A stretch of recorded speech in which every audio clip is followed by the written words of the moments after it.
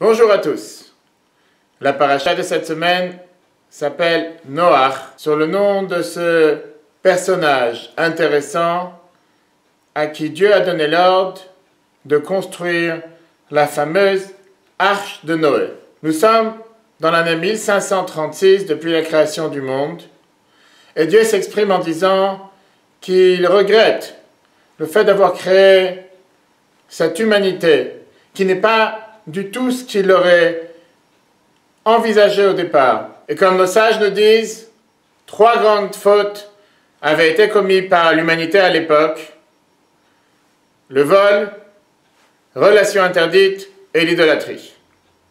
Suite à ça, Dieu appela Noé, et lui demanda de construire cette arche de Noé qui était pas si énorme que ça, 144 mètres de long, 24 mètres de large, 14 mètres de hauteur, tout ça pour protéger Noach, toute sa famille, pendant la durée du déluge. Il frappa sur le monde près d'1 an pour totalement détruire, dévaster la planète, recouvrir la terre, jusqu'à ce que, d'après nos sages, il n'y avait pas un seul endroit qui n'était pas recouvert d'eau. La question qui nous dérange, pourquoi Dieu a choisi l'eau pour frapper le monde? Nous venons de passer la fête de Shmini Atzeret, où nous avons demandé à Dieu de nous envoyer l'eau, la pluie.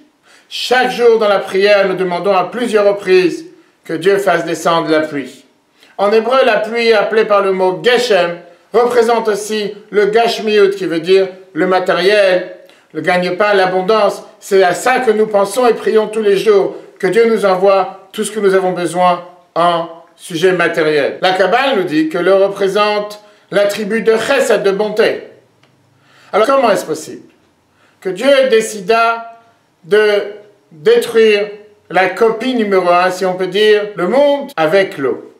Pourquoi ne pas avoir choisi un autre moyen? C'est une question qui est posée dans tous les commentateurs du Chumash, du Pentateuch. Le Kliyaka nous dit que suite au vol qu'ils n'arrêtaient pas de commettre, vol veut dire rentrer dans le domaine d'autrui sans permission. De là la raison pourquoi ils ont été punis avec l'eau, qui aussi coule et se verse dans tous les domaines sans permission.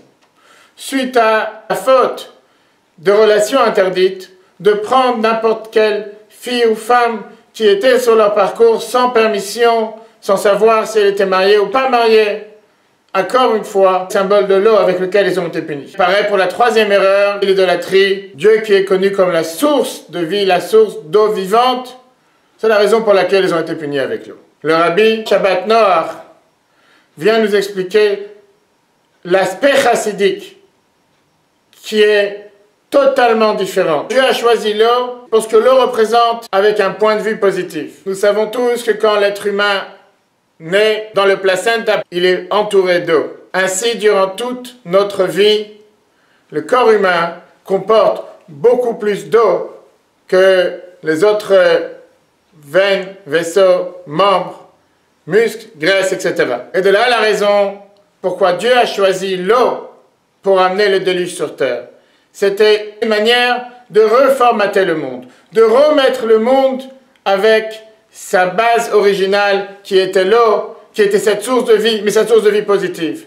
Puisque le comportement n'était pas adapté de la création qu'il a créée quelques années en arrière, il fallait reformater le monde et le remettre à son point de départ en le reconnectant avec cette source positive qui est l'eau. Et sur une base beaucoup plus large, la Chassidut nous explique comme quoi pas mal de choses, dans laquelle, à l'apparence, dans la Torah, peut nous paraître comme une punition, qui pourrait être pris comme une vengeance. En réalité, c'est plutôt un nettoyage, une purification, pour être reformaté et repartir à neuf. De là la raison pourquoi la Torah donne une telle importance à un mikveh, ce bain rituel. Quand un être humain veut se convertir, devenir juif, il passe par le mikveh. Une femme, après son cycle mensuel, passe aussi par le mikveh, qui est une source d'eau pure, d'eau vivante, d'eau de pluie. Un homme, certaines occasions, il a aussi l'habitude d'aller se tremper au mikveh. Chez les chassidim, en général, on se trempe au mikveh tous les jours. Il y en a qui vont tous les veilles de Shabbat, il y en a qui vont les veilles de fête, etc. L'idée, elle est de se reconnecter avec cette source de vie que ressemble le mikveh,